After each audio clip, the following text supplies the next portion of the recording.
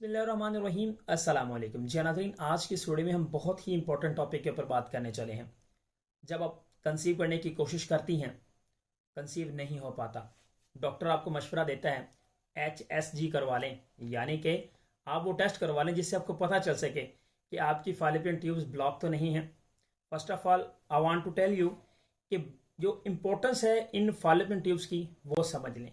Then मैं आपको एक मशवरा दूंगा, मेरा वाला मशवरा डॉक्टर को छोड़ के, इंशाल्लाह बहुत ज़्यादा फायदा होगा और आप कंसीव भी कर लोगे।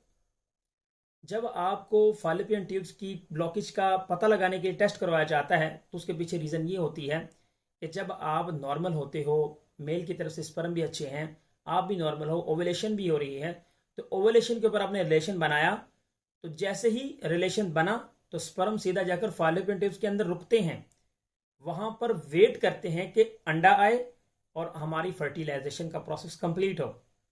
तो इन फॉलोपियन ट्यूब्स के अंदर तमाम किस्म का जो प्रोसेस होता है प्रेगनेंसी का वो करार पाता है, इसीलिए फॉलोपियन ट्यूब्स की जो इंपॉर्टेंस है वो बहुत ज्यादा है। तो अब मैं जो आपको बताने वाला हूं वो बहुत इंपॉर्टेंट है, इसको तसल्ली से समझ लीजिएगा। और ये होता क्यों है, इसको ठीक कैसे किया जा सकता है। मेरा नाम है हकीम मोहम्मद अहमद। वीडियो में आगे बढ़ने से पहले इस चैनल को लाजमी सब्सक्राइब कर लें। अगर आप भी हमारा ऑनलाइन अपॉइंटमेंट बुक करना चाहते हैं तो नीचे दिए गए हमारे व्हाट्सएप नंबर पर आप कॉन्टैक्ट कर सकते हैं।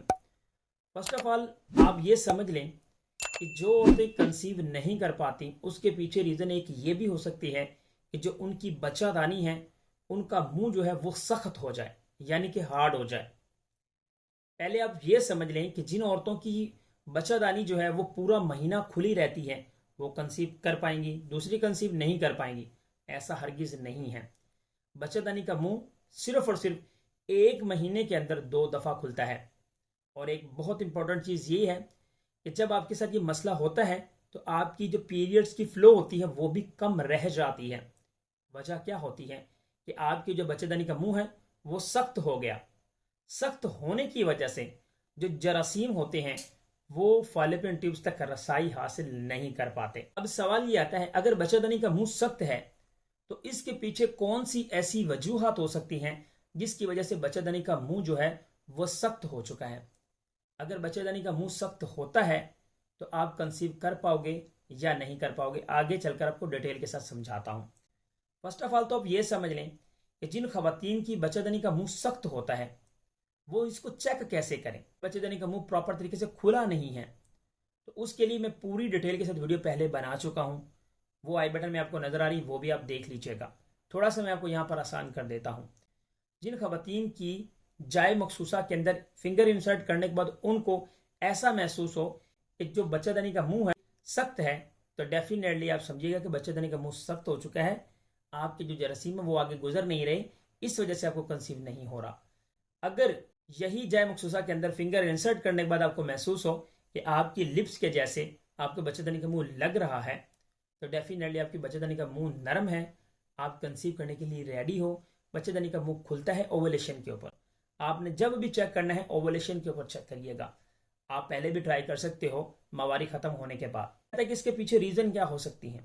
जिन खवातीन को टीबी का इशू होता है उनकी वजह से भी बच्चेदानी का मुंह सख्त हो जाता है, या फिर जिन खवातीन को पेल्विस एडिशन होते हैं इस वजह से भी बच्चेदानी का मुंह जो होता है वो सख्त हो जाता है।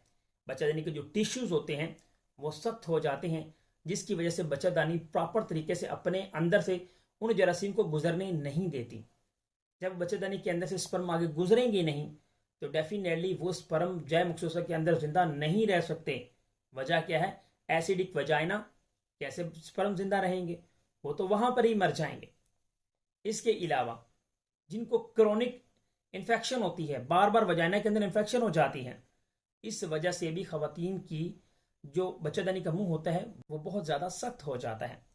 अब सवाल ये आता है कि आपने फिंगर इंसर्ट करके चेक भी कर लिया कि बच्चेदानी का मुंह सख्त है और मैं कंसीव भी नहीं कर पा रही, तो इसका इलाज कैसे मुमकिन है।